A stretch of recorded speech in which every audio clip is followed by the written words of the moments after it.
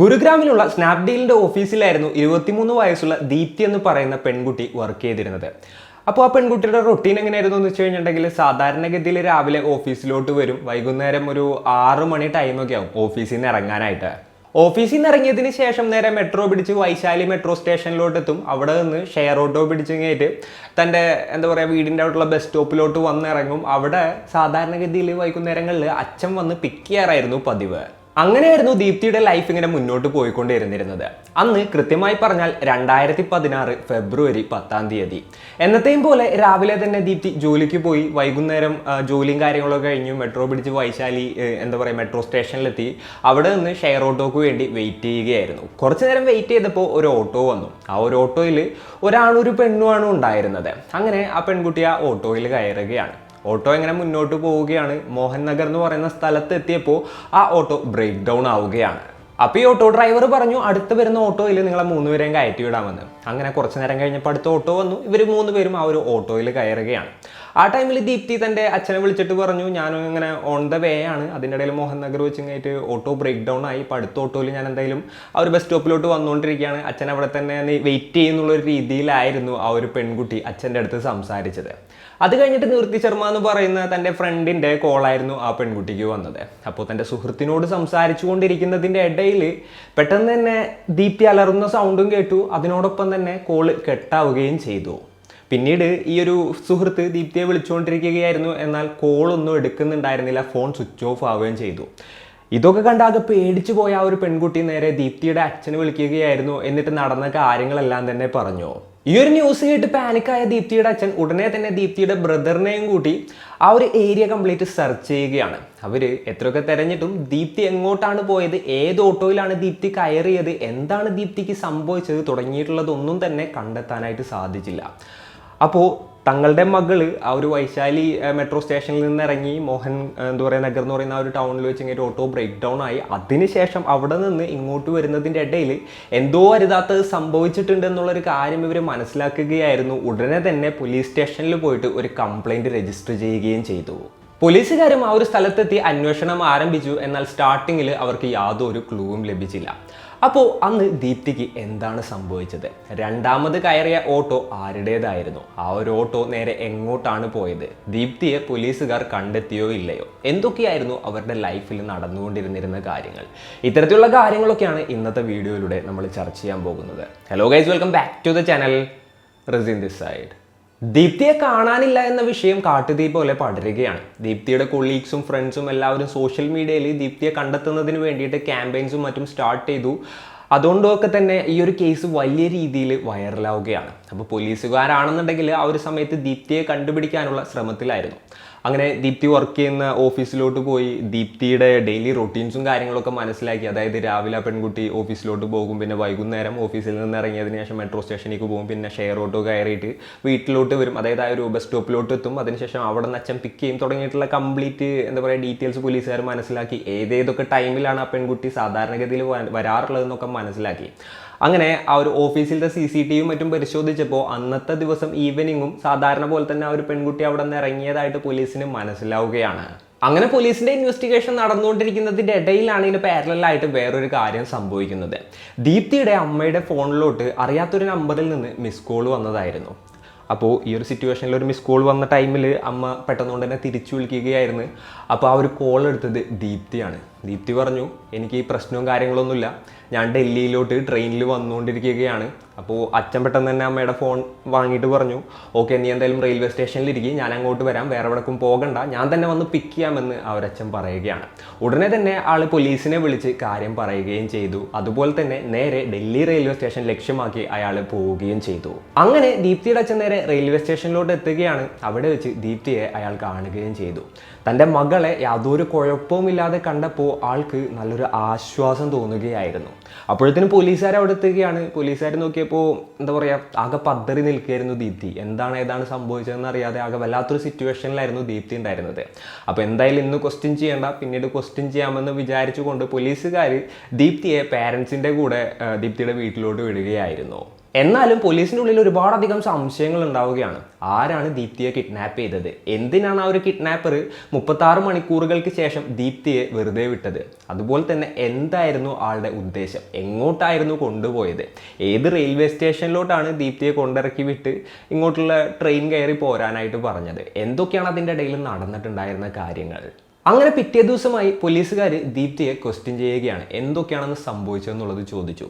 അപ്പോൾ എന്നത്തെയും പോലത്തെ ഒരു സാധാരണ ദിവസമായിരുന്നു അന്ന്. സാധാരണഗതിയിൽ പോകുന്ന പോലെ തന്നെ രാവിലെ ദീപ്തി ജോലിക്ക് പോയി, ഈവനിങ് ഇതേപോലെ തന്നെ തിരിച്ചു വന്നു. അതേപോലെ ആ ഒരു മോഹൻ നഗർ എന്ന് പറയുന്ന സ്ഥലത്തെത്തിയപ്പോൾ ആദ്യത്തെ ഷെയർ ഓട്ടോ ബ്രേക്ക് ഡൗൺ ആയി. അതിനുശേഷമാണ് ഈ ഒരു ട്വിസ്റ്റും കാര്യങ്ങളൊക്കെ നടക്കുന്നത്. അതിനുശേഷം വേറൊരു ഓട്ടോ വന്ന് അവിടെ നിർത്തി. ഇവർ 3 പേരും ആ ഒരു ഓട്ടോയിൽ കയറി. കുറച്ച് പോയപ്പോൾ തന്നെ അടുത്തിരുന്നിരുന്ന ഒരാൾ കത്തിയെടുത്ത് ദീപ്തിയുടെ കഴുത്തിൽ വെക്കുകയായിരുന്നു. അതുപോലെ തന്നെ ആ ഒരു വണ്ടിയിലുണ്ടായിരുന്ന മറ്റേ സ്ത്രീയോട് ഇറങ്ങി പോകാനായിട്ട് ആവശ്യപ്പെടുകയും ചെയ്തു. അതിനുശേഷം ആള് എന്താ ചെയ്തതെന്ന് വെച്ച് കഴിഞ്ഞിട്ടുണ്ടെന്നുണ്ടെങ്കിൽ ദീപ്തിയുടെ കണ്ണ് കെട്ടുകയായിരുന്നു. പിന്നീട് കുറച്ചു നേരം കൂടെ വണ്ടി പോയി. അതിനുശേഷം വണ്ടി ഒരു സ്ഥലത്ത് നിന്നു. പിന്നീട് ആരൊക്കെയോ കൂടെ ആ ഒരു ഓട്ടോയിൽ കയറുകയായിരുന്നു. അതിനുശേഷം പിന്നെയും കുറേ നേരം ആ ഒരു ഓട്ടോ ട്രാവൽ ചെയ്തു. അങ്ങനെ അവരവരുടെ ഡെസ്റ്റിനേഷനിൽ എത്തുകയും ചെയ്തു. അതിനുശേഷമാണ് ദീപ്തിയുടെ കണ്ണിലേക്ക് കെട്ടഴിക്കുന്നത്. അപ്പോൾ ദീപ്തി ഒച്ച വെച്ചത് എപ്പോഴായിരുന്നു എന്ന് ചോദിച്ചു കഴിഞ്ഞിട്ടുണ്ടെന്നുണ്ടെങ്കിൽ ഇയാൾ കഴുത്തിൽ കത്തി വെക്കുന്ന ടൈമിലായിരുന്നു. ആ ടൈമിൽ ദീപ്തി തൻ്റെ ഫ്രണ്ടായിട്ടുള്ള നൃത്തി ശർമ്മയോട് സംസാരിച്ചുകൊണ്ടിരിക്കുകയുമായിരുന്നു. അപ്പോൾ അതൊക്കെ കഴിഞ്ഞ് നേരെ ആ ഒരു സ്ഥലത്തോട്ട് എത്തി. പിന്നീട് ദീപ്തിക്ക് ഇവർ ഫുഡും കാര്യങ്ങളും എല്ലാം തന്നെ കൊടുത്തു. ദീപ്തിയെ യാതൊരു രീതിയിലും ശല്യം ചെയ്തില്ല, സെക്ഷുവലി അബ്യൂസ് ചെയ്തില്ല, അതേപോലെ തന്നെ അടിച്ചില്ല, ഒന്നും ആവശ്യപ്പെട്ടില്ല. വെറുതെ ഒരു സ്ഥലത്ത് ഇങ്ങനെ ലോക്ക് ചെയ്ത് വെക്കുകയായിരുന്നു. പിന്നീട് 36 മണിക്കൂറിന് ശേഷം ആ പെൺകുട്ടി അവിടെ നിന്ന് നേരെ ഒരു റെയിൽവേ സ്റ്റേഷൻ്റെ അങ്ങോട്ട് കൊണ്ടുപോവുകയായിരുന്നു. 100 രൂപ കൊടുത്ത് ആ ഒരു എന്താ പറയുക ഡൽഹിക്ക് ട്രെയിൻ കിട്ടുന്ന ആ റെയിൽവേ സ്റ്റേഷനിൽ ആ പെൺകുട്ടിയെ ഇറക്കി വിടുകയും ചെയ്തു. അതിനുശേഷം അവർ എസ്കേപ്പ് ആയി. ഈ പെൺകുട്ടിയാണെന്നുണ്ടെങ്കിൽ അടുത്ത ട്രെയിൻ പിടിച്ച് നേരെ ഡൽഹിക്ക് പോവുകയായിരുന്നു. അപ്പോൾ തൻ്റെ തൊട്ടടുത്തിരിക്കുന്ന ആളുടെ അടുത്ത് ഇവർ വീട്ടിലോട്ട് വിളിക്കാനായിട്ട് ഫോൺ ചോദിക്കുകയായിരുന്നു. എന്നാൽ ആൾ ആ ഒരു സമയത്ത് കൊടുത്തില്ല. പിന്നീട് അടുത്തിരുന്നിരുന്ന ആളുടെ അടുത്ത് പറഞ്ഞു, ഞാൻ ജസ്റ്റ് ഒരു മിസ് കോൾ അടിക്കുള്ളൂ, നിങ്ങളുടെ ബാലൻസ് ഒന്നും പോകില്ല എന്ന് പറഞ്ഞു. അങ്ങനെ കൺവിൻസ് ചെയ്തപ്പോൾ ലാസ്റ്റ് ആൾ ഫോൺ കൊടുക്കുകയായിരുന്നു. അങ്ങനെയാണ് ദീപ്തി തൻ്റെ അമ്മയുടെ ഫോണിലോട്ടൊരു മിസ് കോൾ അടിക്കുന്നതും അതിനുശേഷം അമ്മ തിരിച്ചു വിളിക്കുന്നതും പിന്നീട് ആ ഒരു പെൺകുട്ടി ഇതേപോലെ തന്നെ ട്രെയിനിലുണ്ട്, അതേപോലെ റെയിൽവേ സ്റ്റേഷനിലോട്ട് എത്തും എന്നുള്ള കാര്യങ്ങളെല്ലാം തന്നെ അറിയുന്നതും. ഇത്രയൊക്കെ കേട്ടിട്ടും എന്തിനാണ് ആ ഒരു പെൺകുട്ടിയെ കിഡ്നാപ്പ് ചെയ്തത്, എന്തിന് 36 മണിക്കൂറിന് ശേഷം ആ പെൺകുട്ടിയെ വെറുതെ വിട്ടു തുടങ്ങിയിട്ടുള്ള ക്വസ്റ്റ്യൻസിനൊന്നും പോലീസിന് ആൻസർ ലഭിച്ചില്ല. ദീപ്തി അതിൻ്റെ ഇടയിൽ പോലീസിൻ്റെ അടുത്ത് പറഞ്ഞ മറ്റൊരു കാര്യം എന്താണെന്ന് വെച്ച് കഴിഞ്ഞിട്ടുണ്ടെങ്കിൽ അവർ തന്നെ ശല്യമൊന്നും ചെയ്തിട്ടുണ്ടായിരുന്നില്ല, തനിക്കൊന്നും പറ്റിയില്ല, അതുകൊണ്ട് ഈ ഒരു കേസിന് മുന്നോട്ട് കൊണ്ടുപോകാനായിട്ട് തനിക്ക് വലിയ താല്പര്യമില്ല എന്നൊക്കെ പറഞ്ഞിട്ടുണ്ടായിരുന്നു. എന്നാലും പോലീസിന് ആ ഒരു കേസ് അങ്ങനെ വിടാനായിട്ട് സാധിക്കില്ലല്ലോ. അപ്പോൾ അവർ വീണ്ടും ഇൻവെസ്റ്റിഗേറ്റ് ചെയ്യുകയാണ്. ഇതേപോലെ തന്നെ വീണ്ടും ദീപ്തിയെ ക്വസ്റ്റ്യൻ ചെയ്തു. അതായത് അവരാദ്യം തന്നെ CCTV വിഷ്വൽസും കാര്യങ്ങളൊക്കെ ചെക്ക് ചെയ്തു.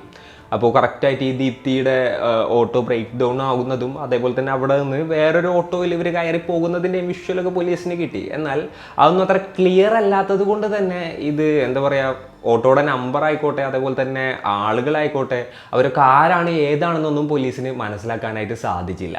അങ്ങനെയാണ് ദീപ്തിയെ വീണ്ടും ക്വസ്റ്റ്യൻ ചെയ്യുന്നത്. എന്നിട്ട് എന്താ പറയുക, ദീപ്തിയെ തട്ടിക്കൊണ്ടു പോയിരുന്നവർ എങ്ങനെയായിരുന്നു എന്നുള്ള കാര്യങ്ങളൊക്കെ ചോദിച്ച് മനസ്സിലാക്കി അവരുടെ രേഖാചിത്രങ്ങളും കാര്യങ്ങളും എല്ലാം തന്നെ തയ്യാറാക്കുകയാണ്. അതിനോടൊപ്പം തന്നെ ദീപ്തിയുടെ ഫോണിൻ്റെ സിഗ്നലും കാര്യങ്ങളൊക്കെ പോലീസുകാരിങ്ങനെ ചെക്ക് ചെയ്യണം. അതായത് ദീപ്തിയുടെ ഫോൺ എന്താ പറയുക ആ ലൊക്കേഷനെയും സ്വിച്ച് ഓഫ് ആയതിനു ശേഷം പിന്നീട് പല ലൊക്കേഷനുകളിലും സ്വിച്ച് ഓൺ ആയിട്ടുണ്ടായിരുന്നു. പോലീസുകാർ ചെക്ക് ചെയ്ത ടൈമിൽ ഏറ്റവും കൂടുതൽ തവണ സ്വിച്ച് ഓഫ് ആയി സ്വിച്ച് ഓൺ ആയിരിക്കുന്നത് പാനിപ്പത്ത് ഏരിയയിലായിരുന്നു. അങ്ങനെ ദീപ്തിയോട് വീണ്ടും ക്വസ്റ്റ്യൻ ചെയ്തപ്പോൾ പാനിപ്പത്ത് റെയിൽവേ സ്റ്റേഷനിലാണ് അവർ ഡൽഹിക്ക് പോകാൻ വേണ്ടി തന്നെ ഇറക്കി വിട്ടത് എന്നുള്ള കാര്യം കൂടെ ദീപ്തി പറയുകയുണ്ടായി. അങ്ങനെ പോലീസുകാർ നേരെ പാനിപ്പത്ത് ഏരിയയിൽ പോയിട്ട് എന്താ പറയുക ആ രേഖാചിത്രം കാണിച്ച് അവിടെ ഫുള്ള് ചെക്ക് ചെയ്യുകയായിരുന്നു. അതുപോലെ തന്നെ ക്രിമിനൽസിൻ്റെ ഡാറ്റാബേസിൽ ആ ഫോട്ടോയും കാര്യങ്ങളും അതായത് രേഖാചിത്രവും കാര്യങ്ങളൊക്കെ റൺ ചെയ്തപ്പോൾ അവർക്ക് ഇതാരാണെന്ന് മനസ്സിലാവുകയും ചെയ്തു. ദേവേന്ദ്രകുമാർ എന്ന് പറയുന്ന ഒരാളുടേതായിരുന്നു ആ ഒരു രേഖാചിത്രം. ആളൊരു പിടികിട്ടാപ്പുള്ളിയായിരുന്നു, പാനിപ്പത്തായിരുന്നു ആളുടെ സ്വദേശം. ആളുടെ പേരിൽ 30-ലേറെ കേസുകൾ ഉണ്ടായിരുന്നു. അങ്ങനെ പോലീസുകാർ പാനിപ്പത്ത് ഏരിയ കംപ്ലീറ്റ് ഇയാൾക്ക് വേണ്ടിയിട്ടുള്ള തിരച്ചിലും കാര്യങ്ങളൊക്കെ നടത്തുകയാണ്. അവസാനം ഇയാളെ കസ്റ്റഡിയിൽ എടുക്കുകയും ചെയ്തു. ഇയാളെ കൂടാതെ ഇയാളുടെ 4 കൂട്ടാളികളെയും പോലീസുകാർ കസ്റ്റഡിയിലെടുക്കുകയാണ്. നിതിൻ, മാധവ്, ജാവേർ, യോഗേഷ് എന്ന് പറയുന്ന 4 പേരായിരുന്നു ഇയാളുടെ കൂട്ടാളികൾ. അപ്പോൾ ഇയാൾ ജയിലിൽ നിന്ന് എസ്കേപ്പ് ആയിട്ട് ഡൽഹിയിൽ ഒളിവിൽ താമസിക്കുകയായിരുന്നു. അങ്ങനെ ഈ ദേവേന്ദ്രകുമാറിനെ കസ്റ്റഡിയിലെടുത്ത് ക്വസ്റ്റ്യൻ ചെയ്തപ്പോഴാണ് പോലീസിന് ഒരുപാടധികം ചോദ്യങ്ങൾക്ക് ഉത്തരം ലഭിക്കുന്നത്. ഇയാൾ മംഗളാപുരി എന്ന് പറയുന്ന ഒരു സ്ഥലത്തായിരുന്നു ജയിലിൽ നിന്ന് എസ്കേപ്പ് ആയിട്ട് ഒളിവിൽ താമസിക്കുന്നുണ്ടായിരുന്നത്. അവിടെ വെച്ച് വേറൊരു കാര്യം കൂടെ സംഭവിച്ചിട്ടുണ്ടായിരുന്നു. അതായത് അവിടെ വെച്ചിങ്ങേറ്റ് ഒരു കോൾ സെൻറ്ററിൽ വർക്ക് ചെയ്യുന്ന പെൺകുട്ടിയെ ഇയാൾ കാണുകയായിരുന്നു. പിന്നീട് ആ പെൺകുട്ടിയുടെ പിന്നാലെ നടക്കാനായിട്ട് തുടങ്ങി. അതായത് ആ പെൺകുട്ടിയുടെ പിന്നാലെ നടന്ന് ആ പെൺകുട്ടി എവിടെയാണ് വർക്ക് ചെയ്യുന്നത്, അതുപോലെ തന്നെ ആരൊക്കെയാണ് ആ പെൺകുട്ടിയുടെ ഫ്രണ്ട്സ്, അതുപോലെ തന്നെ പേരൻസ് ആരൊക്കെയാണ്, അതേപോലെ എന്താ പറയുക ഡെയിലി റൊട്ടീൻ എങ്ങനെയാണ്, ഏത് ടൈമിലാണ് ഇറങ്ങുന്നത്, ഏത് ടൈമിലാണ് വീട്ടിൽ കയറുന്നത് തുടങ്ങിയിട്ടുള്ള എല്ലാ കാര്യങ്ങളും ഇയാൾ മനസ്സിലാക്കുകയാണ്. അങ്ങനെ ഈ പെൺകുട്ടിക്ക് ഒരു സ്മാർട്ട് ഫോണിൻ്റെ ആവശ്യമുണ്ടെന്ന് മനസ്സിലാക്കിയ ഇയാൾ ഒരു സ്മാർട്ട് ഫോൺ ഗിഫ്റ്റ് ചെയ്യുകയും ചെയ്തു. അതുപോലെ തന്നെ 5 ലക്ഷം രൂപ കൊടുക്കാമെന്ന് പറഞ്ഞു. അതേപോലെ ആ പെൺകുട്ടിയെ പ്രപ്പോസ് ചെയ്യുകയും ചെയ്തു. എന്നാൽ ആ ഒരു പ്രപ്പോസൽ ആ പെൺകുട്ടി റിജക്റ്റ് ചെയ്യുകയായിരുന്നു. ഇയാൾ ആരാണ്, എന്താണ്, ഏതാണ്, ഇയാളുടെ ജോലി എന്താണ് തുടങ്ങിയിട്ടുള്ള ഒന്നും തന്നെ ആ പെൺകുട്ടിക്ക് അറിയില്ലായിരുന്നു. ഒരു ക്രീപ്പായിട്ട് ആൾക്ക് തോന്നി, അയാളെക്കുറിച്ച് ഇങ്ങോട്ട് തോന്നി. അതുകൊണ്ട് തന്നെ ആ പെൺകുട്ടി അയാളെ റിജക്റ്റ് ചെയ്യുകയും ചെയ്തു. അങ്ങനെ ആളാകെപ്പാടെ അപ്സെറ്റ് ആവുകയാണ്. ഇനി അടുത്ത തവണ തനിക്ക് ഇതേപോലെ ഉണ്ടാകരുത് എന്നുള്ളൊരു ചിന്തയും അയാളുടെ ഉള്ളിൽ വരികയാണ്. എന്തായാലും പോലീസിനെ വെട്ടിച്ച് ഒളിവിൽ കഴിയുന്നത് കൊണ്ട് അധികം കാലം ആൾക്ക് അവിടെ താമസിക്കാനായിട്ട് സാധിച്ചില്ല. പിന്നീട് ആൾ ഗാസിയാബാദിലോട്ട് സ്ഥലം മാറുകയാണ് ഉണ്ടായത്. ആ ഒരു ടൈമിൽ ഒരു മെട്രോ സ്റ്റേഷനിൽ വെച്ചിട്ടാണ് ദീപ്തിയെ ഇയാൾ കാണുന്നത്. പിന്നീട് ആൾ ദീപ്തിയെ ഫോളോ ചെയ്യാനായിട്ട് തുടങ്ങി. അതായത് ദീപ്തിയുടെ വീട് എവിടെയാണ്, ഏതൊരു ടൈമിലാണ് ദീപ്തി വീട്ടിൽ നിന്ന് ഇറങ്ങുന്നത്, അതിനുശേഷം എങ്ങനെയാണ് ദീപ്തി ഓഫീസിലോട്ട് പോകുന്നത്, ഓഫീസിൽ എത്ര ടൈം സ്പെൻഡ് ചെയ്യും, അതിനുശേഷം ഏതേത് റൂട്ടിലൂടെയൊക്കെയാണ് വരുന്നത്, ദീപ്തിയുടെ ഫ്രണ്ട്സ് ആരൊക്കെയാണ്, അതുപോലെ തന്നെ പേരൻസ് ആരൊക്കെയാണ്, എന്താണ് അവരുടെ ജോലി തുടങ്ങിയിട്ടുള്ള ദീപ്തിയെക്കുറിച്ചുള്ള കംപ്ലീറ്റ് ഡീറ്റെയിൽസ് ഇയാൾ ഇതേപോലെ തന്നെ എന്താ പറയുക ദീപ്തിയുടെ പിന്നാലെ നടന്ന് കണ്ടുപിടിക്കുകയായിരുന്നു. ദീപ്തിക്കാണെന്നുണ്ടെങ്കിൽ ഈ കാര്യങ്ങളൊന്നും തന്നെ അറിയില്ലായിരുന്നു. അതായത് ഇയാൾ തൻ്റെ പിന്നാലെ ഫോളോ ചെയ്ത് നടന്നിരുന്നതും അതുപോലെ ഇത്തരത്തിലുള്ള ഡീറ്റെയിൽസ് എല്ലാം ഇയാൾ മനസ്സിലാക്കിയതിനെയും കുറിച്ച് യാതൊരു ഐഡിയയും ദീപ്തിക്ക് ഉണ്ടായിരുന്നില്ല. ദീപ്തിയെ തട്ടിക്കൊണ്ട് പോയപ്പോഴും ദീപ്തിക്ക് ഉണ്ടായിരുന്നില്ല. അതിനുശേഷം തിരിച്ചുകൊണ്ട് വിട്ടപ്പോഴും ദീപ്തിക്ക് ഇതേപോലെ ഇയാൾ തന്നെ സ്റ്റോക്ക് ചെയ്തിരുന്നതായിട്ട് യാതൊരു ഐഡിയയും ഉണ്ടായിരുന്നില്ല. പിന്നെ ഈ ദേവേന്ദ്രകുമാറിനെ കുറിച്ച് പറയുകയാണെന്നുണ്ടെങ്കിൽ ആൾ ജയിലിൽ വെച്ചിട്ട് ഹിറ്റ്ലറിൻ്റെ ബുക്ക്, അതുപോലെ തന്നെ ഒസാമ ബിൻ ലാദൻ്റെ ബുക്ക്, പിന്നെ ജംഗീസ് ഖാനെ കുറിച്ചുള്ള ബുക്കുകൾ കാര്യങ്ങളൊക്കെ വായിച്ച് ഭയങ്കരമായിട്ട് ഇൻസ്പയർഡ് ആവുകയായിരുന്നു. പിന്നെ ആൾക്ക് ബോളിവുഡ് സിനിമകളും മറ്റൊക്കെ ഇഷ്ടമായിരുന്നു. അതുകൊണ്ട് തന്നെ ഒരു ബോളിവുഡ് ഹീറോനെ പോലെ ആക്ട് ചെയ്യണമെന്നായിരുന്നു ആളുടെ ഒരു മൈൻഡ് സെറ്റ്. അതായത് തന്നെ എല്ലാവരും റെസ്പെക്റ്റ് ചെയ്യണം, തന്നെ എല്ലാവരും പേടിക്കണം, അതുപോലെ തന്നെ എന്താ പറയുക ഹീറോയിറ്റിക് ആയിട്ടുള്ള കാര്യങ്ങൾ കാണിച്ചുകൊണ്ട് തനിക്ക് ഇഷ്ടപ്പെട്ട പെൺകുട്ടിയെ എന്താ പറയുക തൻ്റെ പ്രണയത്തിൽ വീഴ്ത്തണം, അങ്ങനെയുള്ള ആറ്റിറ്റ്യൂഡായിരുന്നു ഇയാളുടേത്. അതിനായിട്ട് ഇയാൾ റോൾ മോഡലായിട്ട് കണ്ട ക്യാരക്ടർ ഏതായിരുന്നു എന്ന് വെച്ച് കഴിഞ്ഞിട്ടുണ്ടെന്നുണ്ടെങ്കിൽ ഷാറൂഖ് ഖാൻ്റെ 1993 ഇറങ്ങിയ ഡർ എന്ന് പറഞ്ഞ ഒരു മൂവി ഉണ്ട്. അതിൽ ഷാറൂഖ് ഖാൻ ഒരു എന്താ പറയുക നെഗറ്റീവ് ക്യാരക്ടറായിരുന്നു ചെയ്തിരുന്നത്. അതായത് നായികക്ക് വേറൊരാളുമായിട്ട് പ്രണയമുണ്ട്. അപ്പോൾ എങ്ങനെയെങ്കിലും നായികയെ തിരിപ്പിച്ചിങ്ങേറ്റ് തൻ്റെ അടുത്തോട്ട് പ്രണയത്തിലോട്ടാക്കണം എന്ന് വിചാരിച്ചുകൊണ്ട് ഇയാൾ കാട്ടിക്കൂട്ടുന്ന കുറേ കാര്യങ്ങളുണ്ട്. നിങ്ങൾ ഒരുപാട് പേര് കണ്ടിട്ടുണ്ടാവും. നല്ലൊരു മൂവിയാണ് ഡർ എന്ന് പറയുന്നത്. അപ്പോൾ ആ ഒരു മൂവി കണ്ട് ഇൻസ്പയർഡായി എന്താ പറയുക അതുപോലെ ഈ ഒരു പെൺകുട്ടിയെ തട്ടിക്കൊണ്ടുപോയി രക്ഷിക്കുന്ന പോലെ കുറച്ച് എന്താ പറയുക ഡ്രാമയും കാര്യങ്ങളൊക്കെ കാണിച്ച് കഴിഞ്ഞിട്ടുണ്ടെന്നുണ്ടെന്നുണ്ടെങ്കിൽ ഈ പെൺകുട്ടി തന്നെ പ്രണയിക്കും എന്നുള്ളൊരു രീതിയിൽ ഇയാൾ ചിന്തിച്ചു കൂട്ടുകയാണ്.